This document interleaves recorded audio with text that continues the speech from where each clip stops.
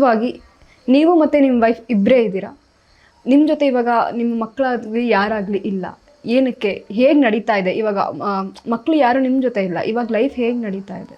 ನೋಡಮ್ಮ, ನಮ್ಮ ಪ್ರತಿಯೊಬ್ಬ ತಂದೆ ತಾಯಿಗೂ ಮಕ್ಕಳು ಚೆನ್ನಾಗಿರಬೇಕು ಅಂತ ಆಸೆ ಪಡ್ತಾರೆ. ನನಗೆ ಒಬ್ಬಳು ಮಗಳು, ಒಳ್ಳೆ ಅಳಿಯ ಸಿಕ್ಕಿದ್ದಾನೆ, ಇಬ್ಬರು ಮೊಮ್ಮಕ್ಕಳಿದ್ದಾರೆ. ನಾನಲ್ಲಿ ಪ್ರಕೃತಿ ಅಂತ ಮೊಮ್ಮಗಳು ಫಾರಿನಲ್ಲಿ ಓದ್ತಾ ಇದ್ದಾಳೆ ಅವಳು. ಅವರೆಲ್ಲ ಚೆನ್ನಾಗಿದ್ದಾರೆ. ಈಗ ನಾನು ನನ್ನ ವೈಫು ಆರಾಮಾಗಿ ಜೀವನ ಮಾಡ್ತಾಯಿದ್ವಿ. ಯಾವ ಥರ ಪ್ರಾಬ್ಲಮ್ ಇಲ್ಲ. ಯಾಕೆಂದರೆ ನಾನು ನಂಬೋದು ಪರಮಾತ್ಮ ಒಬ್ಬನೇ.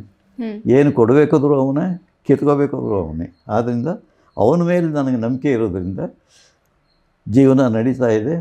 ಯಾವ ಥರವಾದ ಪ್ರಾಬ್ಲಮ್ಮು ಇಲ್ಲ. ಆರೋಗ್ಯ ಅಂತೂ ಈ ವಯಸ್ಸಿನಲ್ಲೂ ನನಗೆ ಚೆನ್ನಾಗಿದೆ. ದಿವಸ ಬೆಳಗ್ಗೆ ಒಂದು ಗಂಟೆ ವಾಕಿಂಗ್ ಹೋಗ್ತೀನಿ, ಪುನಃ ಸಾಯಂಕಾಲ ಒಂದು ಅರ್ಧ ಗಂಟೆ ವಾಕಿಂಗ್ ಹೋಗ್ತೀನಿ. ಅಷ್ಟು ಶಕ್ತಿ ನನಗೆ ಕೊಟ್ಟಿದ್ದಾನೆ. ಇದರಿಂದ ನನಗೆ ತೃಪ್ತಿ ಇದೆ, ಜೀವನದಲ್ಲಿ ತೃಪ್ತಿ ಇದೆ. ಎಲ್ಲ ಏನೇನು ಬೇಕು ಎಲ್ಲ ಕೊಟ್ಟಿದ್ದಾನೆ. ಇನ್ನೇನು ಯಾವುದೂ ಉಳಿದಿಲ್ಲ.